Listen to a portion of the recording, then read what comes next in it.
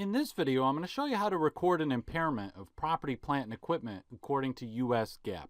So first of all, I just want to make sure you understand what an impairment is. An impairment occurs when something bad happens. Maybe a machine breaks or there's some kind of an issue, and we say that we have to directly reduce the value of the property, plant, and equipment on the balance sheet. And so we're going to record an expense, which is going to be called the impairment charge, and then we're going to credit the asset account, right? Whatever asset happens to be impaired, that's what's going to get credited.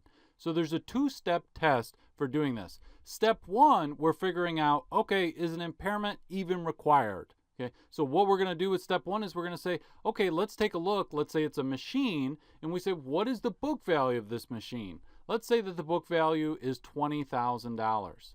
We say, okay, the book value is $20,000. What are the future cash flows that we expect to generate from using this machine? And if you'd say, for example, that the future cash flows are $8,000, then we'd say, hey, we've got an asset here with a book value of $20,000. That's the value on the balance sheet. But we only think we're going to get $8,000 of cash generated from it. So in that case, we would have to say, yes, we're going to have an impairment. Now, if it was the case where instead of 8,000, we were talking about 100,000, then we would say, no, we're not going to have an impairment because the future cash flows we're going to generate are greater than the asset's book value. So in that case, we would say, no, there's not an impairment.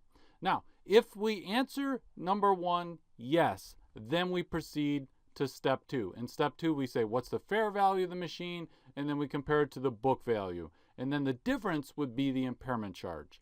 Let me show you how all of this works with an actual example where there's an impairment. So let's say that we got a company called Magical Pizza, and they have an oven. They have an oven that they use to bake pizzas, and maybe this oven is starting to break down. It's having some issues, and so they say, hey, we should go and check and see if maybe we need to take an impairment charge on this pizza oven. Now, they look and they say, all right, we originally paid $100,000 for the oven, and since that time, it has accumulated $70,000 of depreciation. Why is that important? Because we need to know the book value. We're going to need to know the book value for both steps 1 and 2. So the book value is going to be $100,000 minus $70,000. That's going to give us the book value. Okay, so I'm just going to write here, we'll put BV, be book value, would be $30,000.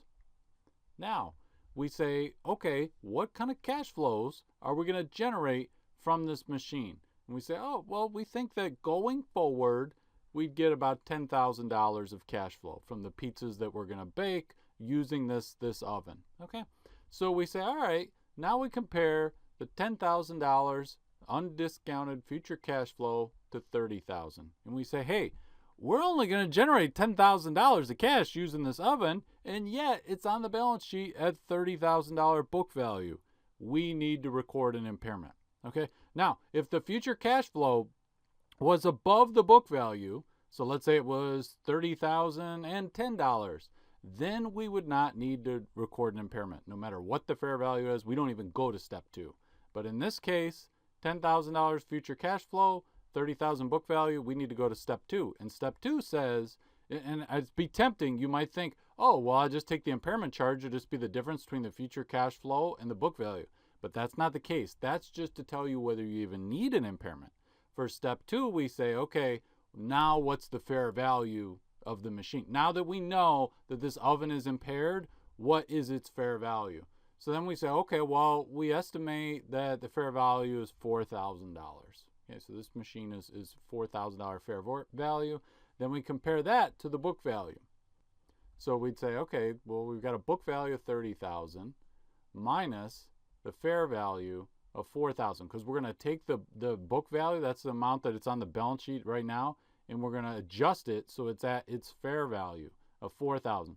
So $30,000 minus $4,000 is $26,000. So we see that we are going to have a $26,000 impairment here. Okay, so again, step 1, that just tells us an impairment is required, and then in step 2, we have a $26,000 impairment. So now for our journal entry, what we're going to do is we're going to debit impairment expense, or sometimes people just call it impairment charge or impairment of pp&e. So we're going to debit that for $26,000. Again, that's the book value of the machine minus the fair value. Now, So we're going to debit that for $26,000, and that's going to be an expense, so it's going to go on the income statement, and it's going to reduce net income. Now, we're also going to have a credit. We're going to credit pizza oven or property, plant, and equipment, right? So whatever this account is, we're going to credit that pizza oven for $26,000. So that's going to reduce total assets. So if we were to look at the balance sheet, instead of this pizza oven being on there at $30,000 like it was before, now it's going to be on the balance sheet at $4,000. That's what this credit is doing. Now here's an important point where you might get a little bit tricked and going forward. If you have a situation where the cash flow, let's say the cash flow in this case, let's say instead of $10,000, let's say it was $40,000.